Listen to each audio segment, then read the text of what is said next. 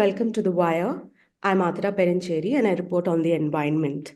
So today, the United Nations Environment Program has just announced its Champions of the Earth Awards for 2024.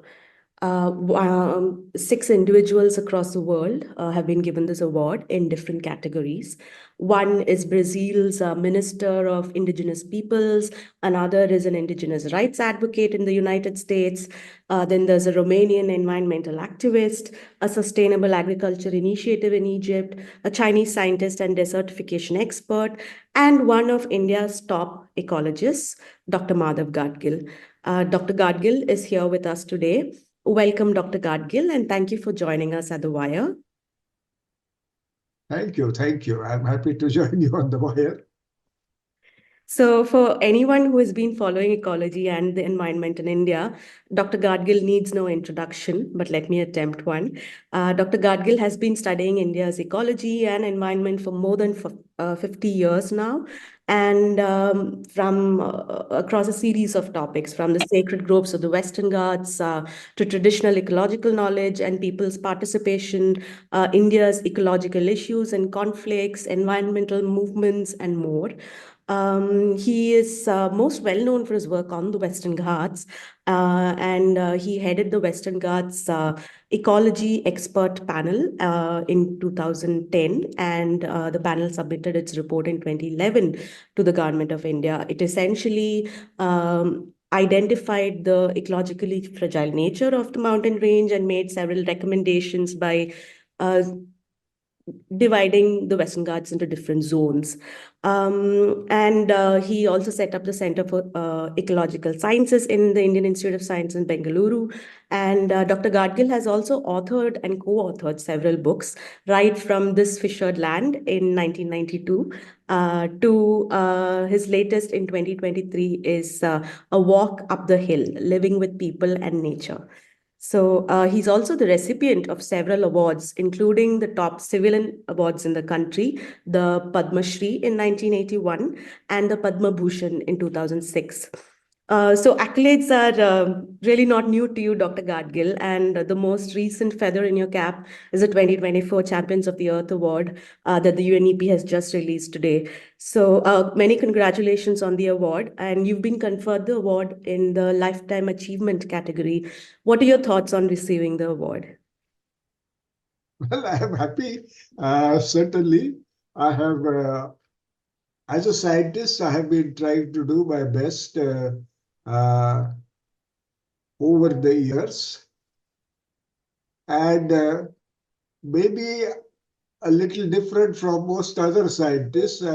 I am not only interested in what is happening in the scientific world, but also along with that, certainly I'm very committed to good scientific research, which I continue till today, but I'm very much interested in what is happening on the ground. And I am very one of what the charms of India for me is its democracy, its diversity of nature, culture, and people, and the opportunity, if for those who can avail of it, to be anywhere in the country and be with the people.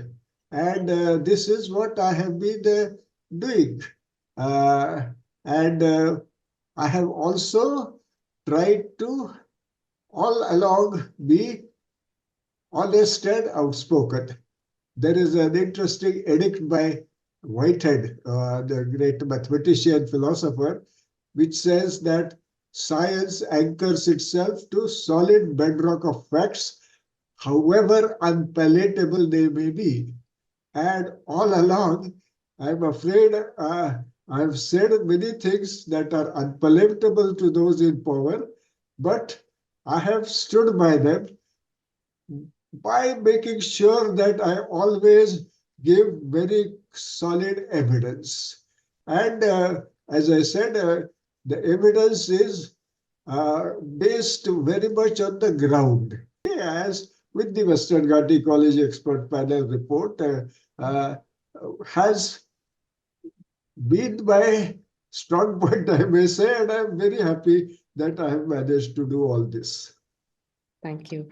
And you talked about the Western Ghats Ecology Expert Panel report. I would like to get to that now. The panel was constituted in 2010, and you submitted the report in 2011. This was after a lot of field visits, interactions with local communities, and so on. And the report basically divided the Western Ghats across 6 states, that is, areas outside protected areas, into eco-sensitive zones of different gradations, 1, 2, and 3, from highest sensitivity to high to medium. So the report also made a lot of recommendations, including, for instance, no mining or quarrying or red industries in eco-sensitive zone 1. And all the states actually rejected the report at that time. Many called it impractical. And 13 years later, it has not been implemented in any form. Even after another panel headed by Dr. Kasturi Rangan submitted another very watered down report that also decreased the area across the Western Ghats that was to be eco-sensitive. And your 2011 report keeps coming to the limelight often. The latest, unfortunately, was on July 30th this year, when Wayanad in Kerala witnessed multiple landslides. And incidentally, the area where the landslide occurred, Mepadi, in Vaituri Taluk, is one of the areas that you had, one of the 18 areas that you had listed as ecologically sensitive localities in the 2000. Yeah, ESLs. And so you've also called the disaster man-made. You've argued that the developmental activities in the area, from quarrying to tourism, and also the land use change, a lot of tea estates in the area, have worsened the impacts. But at the same time, we are also seeing a lot of impacts due to climate change. One of the main impacts we see is short bursts of very heavy and intense rainfall. Do you still feel, I mean, we have those impacts on one hand, and I mean, those causes on one hand, and developmental, activities on the other. So do you still feel that this tragedy could have been averted if your report had been implemented at the time? I mean, I'm sure that, I cannot say averted totally, but certainly the chance of it occurring would have been very, very substantially reduced if our recommendations had been accepted. And you mentioned this short bursts of intense rains, and I have been interested in this phenomenon, especially since 2021, where there were many large landslides in Maharashtra. And since I come from Maharashtra and I have a very good context with Maharashtra developments in the countryside, they all uniformly reported that never have there been such intense rainfall bouts before. So I became interested, and I worked for many years as ecological Indian Institute of Science, which has also a center for climate change, and I have good friends there. So I checked with them, and they pointed me to certain important publications. Interestingly, one from Israel and one from China, which have shown convincingly that increasing levels of aerosols in the atmosphere relate to the incidence of such intense rainfall events.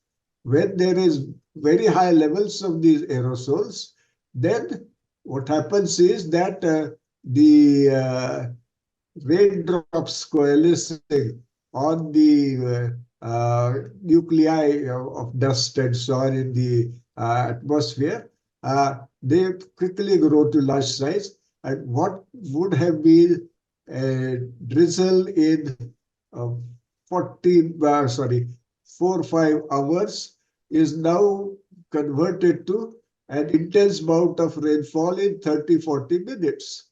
And that intensity makes a difference because then the flooding and possibility of bursting of barrages, all that increases with this intensity. Uh, so climate change is related to the aerosol level. And what are those aerosol levels related to? Major two sources. One is the from the rock quarries, the fine dust that is produced in the process of production of so-called man-made sand. And that leads to really awful pollution in the surrounding areas, but also is a serious burden on the increase in the aerosol. India is the aerosol capital of the world. There is a lot of aerosols. And the other major contribution is the emissions from the vehicles. So, which again, we are continually building all these highways and roads and ways to make vehicles move faster and encouraging more and more vehicles. Uh, so those highways, those roads are driving demand for rock quarries, which are producing aerosol particles, and the increased facilities are leading to more and more cars, private cars. And all this means that climate change is being driven by the whole lot of changes which we had talked about should be avoided in many of these areas. It is not that that is something independent of what we are talking about. Right. You talked about how a lot of infrastructure is now being built, and it is all connected in a sense to climate change. So just zooming out of the Western Ghats and into another developmental project that is impacting local communities and ecosystems, and the Great Nicobar project on in Great Nicobar Island is one of them. Basically, it's not just roads and infrastructure that's coming up. There's an entirely new international transshipment terminal coming up, a port, a greenfield airport, a power plant, a township. And it's not just that these are coming up uh, by replacing forests in the area. So new estimates suggest that up to 1 crore trees could be cut for the projects. Obviously, indigenous wildlife is under threat, as are the local communities, including the Shompen and the Nicobaris who live there. So, how problematic is this project, and can India do without it? And what are your thoughts on this? Well, I have, see, if India has to become a I mean, has to act as a law-abiding country, then the Forest Rights Act would very much apply to these Shompenes and Nicobaris, and uh, those areas should remain inviolate. They would be community forest resources of particularly vulnerable tribal groups, and they should not be touched. So we are violating these laws all the time. There is, of course, the very well documented, detailed evidence of this in case of the Niyamgiri hills in Orissa, a panel headed by Naresh Saxena, a seasoned bureaucrat, a respected bureaucrat, and it gives detailed evidence of how the forest department and the revenue department officials were deliberately forging the Grama Sabha resolutions regarding what was happening. So we are, this is the kind of situation which certainly should not be there in a law-abiding country. And we are an open democracy, and we are supposed to be a law-abiding country, and this should not be happening. Got it. Absolutely. Like you said, and also there's a lot of inequity in the impacts of a lot of these projects. It's often the most marginalized and the vulnerable communities that bear the brunt. So even you talked about how in Odisha, the Niyamgiri projects, the Gram Sabha consents were forged. That's basically the same thing that has happened with the Hasdi Oak forest as well, and coal mining by the Adani Group in that area. So, you've spoken and you've also worked a lot about the importance of decentralization and giving local communities more power in sustainable development and resource management. How do we make sure that we actually implement these? And I mean, and India be a law-abiding country, as it were. We are obviously not doing it well enough. So how do we go about that?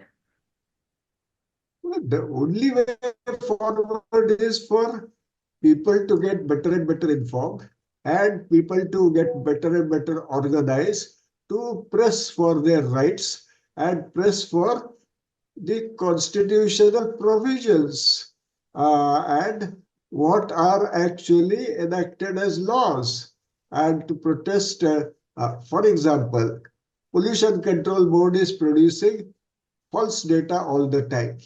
Now, modern technology has made possible for local community people to actually detect the levels of many pollutants in the water, for instance, uh, uh, so that they can themselves collect honest data and show what is happening, and not and show clearly how bogus the pollution control board data is. This can now be done, and these sensors, on our mobiles, the mobiles are with everybody nowadays, and the cameras are being used continually. Like those cameras are these some additional sensors. They are not going to cost very much. If at the community level they share the expenses, and this can be done. So many such things must be done. Got it. And sir, you were talking about how the CPCB is producing false data. In what specific context is this? And for instance, uh, our AQI, air quality index, is capped at 500. And even if the particulate matter levels concentration goes higher than that, it's not going to record it. That's how our system is, the policy is. So I mean, how do these things, come emerge in the bigger picture? I mean, now, as I said, it is possible for people to get together. For instance, I have been working a lot with the community forest rights holders in Maharashtra. Uh, in the large number of communities have been given such rights in Gadchiroli district, but also now more and more in other districts of the country, of the state of Maharashtra, and using Zoom conferences like this and so on. Now these local community leaders, so to say, who are not necessarily well educated because education doesn't reach these communities, any good education. Nevertheless, they are able to communicate, create networks among themselves, share experiences, and then move forward. So this is, as I said, possible in the current scenario, where while the gap in the inequities in the wealth are increasing, the inequities in information availability are declining, decreasing rapidly. Yeah. And Dr. Gadgil, you've been very vocal about scientists not speaking up enough for ecological and environmental issues. How important is this? And we do have some scientists speaking up now, but do we need more? And also, how feasible is this, especially at a time when any criticism of any policy or project is often seen as being anti-national? Well, I mean, if you have the courage, you have the courage. And if you have the courage, you can say that what you are being labeled anti-national by people who are equating national interests with those of a small coterie of vested interests and challenge that. This is possible. But of course, our scientists are, I mean, a very large number is unfortunately getting making income by producing bogus environmental impact assessment reports. There are, in Goa, fortunately, there were interesting circumstances. Anyway, Alexio Sequeira, who was a minister for environment in Goa, he wanted this to be exposed. So he made available to me the whole set of environmental impact assessment reports by the mines, which would be otherwise not readily available. I not only studied them, but I went to many villages which were impacted and stayed in the huts of those local people. And let me tell you very interesting experiences of how data is doctored. So there is one village, Pisurle, and I was staying with a gentleman, Hanumanta Param. Uh, we were sleeping together on the this thing mats, and 5 o'clock in the morning, we were rudely awakened by the mining trucks beginning to ply. He said there is clear ban on their starting to ply before 6 o'clock. Every day at 5 they appear. Now, unless I was staying with him, I would not have, been aware of that.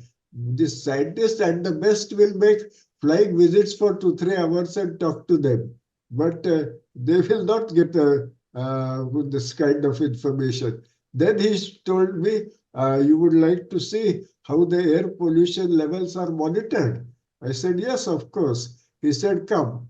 And in his own coconut orchard, some 400 meters away from the road, where, of course, the bulk of the dust from the traffic and so on would be up in the air, is the air pollution control, what air pollution monitoring equipment fixed on some tree.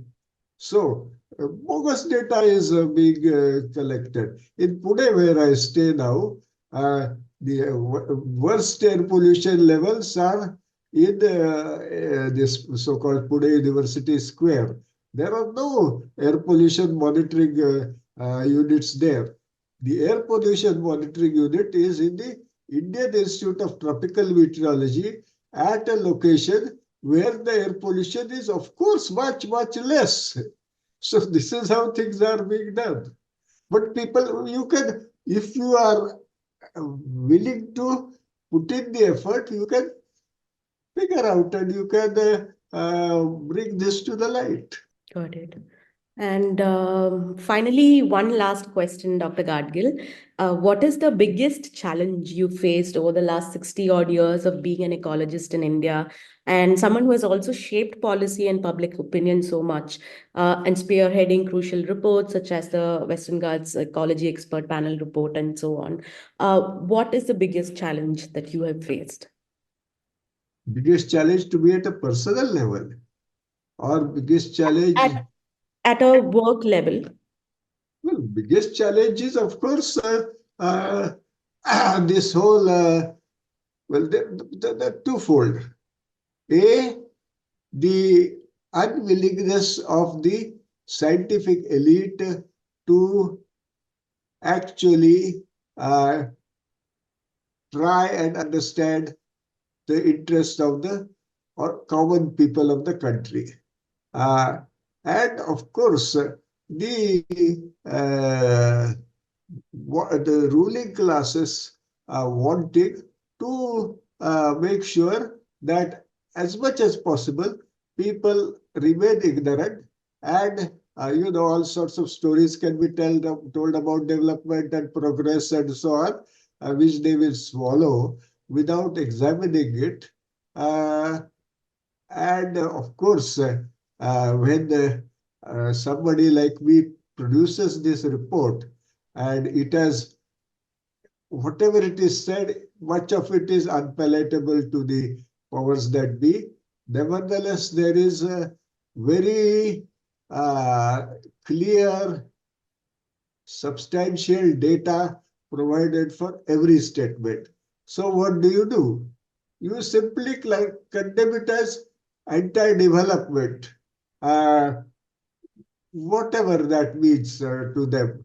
And in fact, regretfully, then you get people like Kasturi Rangan. Is a good friend of mine, and I was very sorry for what he did. He, in his report, says, how can people have local communities have any say in economic decisions? So, In what if decisions, Dr. Gadgil? petroleum, the sentence is, if how can local communities have any say in economic decisions? So, if a rock quarry is sending down landslides and killing people in your village, that rock quarry is an economic decision. Local communities have no role to say anything about it. And this is you can check the report. And to my mind, people call it watered down. To my mind, it is perverted, because we are talking about democratic approach. They are Kasturi Rangan report is advocating a dictatorial anti-people approach and this impractical business. So I asked her, what is practical? Then to flout all laws and trample democracy, is that what is practical? And she kept quiet anyway. So that is impractical. Yeah.